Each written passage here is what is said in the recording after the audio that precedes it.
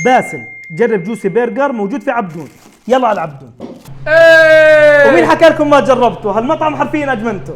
ويلكم باسل. ثانك يو ريان. عفوا. وقبل ما نبلش، جوسي برجر من اعلى تقييمات مطاعم البرجر في عبدون، وهي اكثر سندويشه عليها طلب عندهم، سمبل. وبنقول بسم الله ما شاء الله، مش من قليل عليها طلب.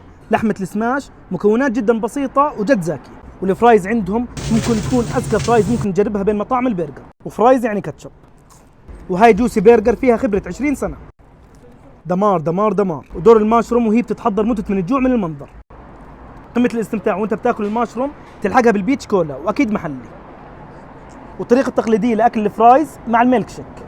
من لحمتهم الصاع عندهم سندويشتين، تشاركول وكلاسيك. وعند جوسي بتقدر تشكل سندويشتك على كيفك.